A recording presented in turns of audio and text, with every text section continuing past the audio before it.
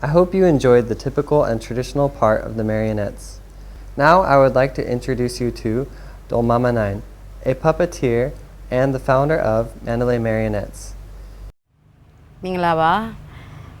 First, let me introduce myself. My name is Dolmama Naing. I'm the founder and the managing director and also the puppeteer of the Mandalay Marionettes Theatre. Now I'm very glad to explain about our Myanmar marionettes. Among the 4 varieties of puppets, namely the glove puppet, the rod puppet, the shero puppet and the string puppet, our Myanmar puppet falls into the last category, string puppet. The string puppet is the most capable of presenting human movements.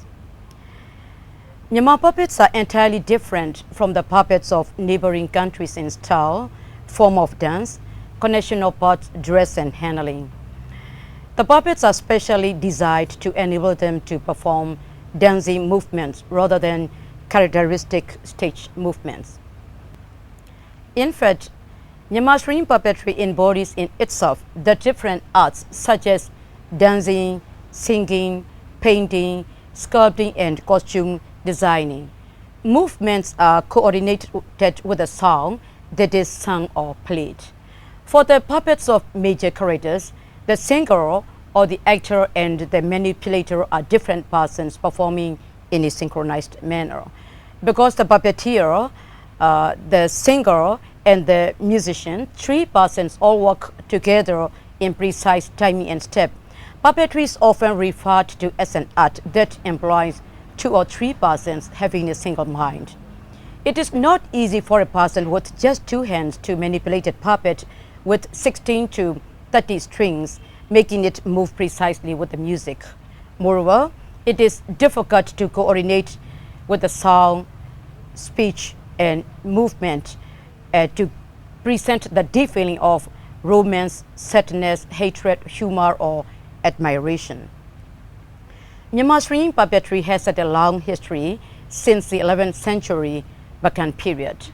But the first records were found only in 1444, 15th century. The art was gradually matured, presentation becoming of a high standard to be included as part of the court reception for visiting embassies and known as Amien Devin, which literally means performance on the high level. First, the variety didn't at first allow human dancers on the stage, and thus lifeless marionette dancers had a great opportunity on the high-level stage above the royal audience. The human manipulators and singers were hidden and obliged to perform behind the handlery. Female artists were not allowed then to present themselves on stage. Accordingly, men had to impersonate women characters. So, artists performed as women impersonators were later known as Yukde Mindami, female puppet dancers. Myanmar marionettes enjoyed the rare and powerful privilege of being speakers of both king and men. It was not only for entertainment, but also a highly esteemed art by all classes.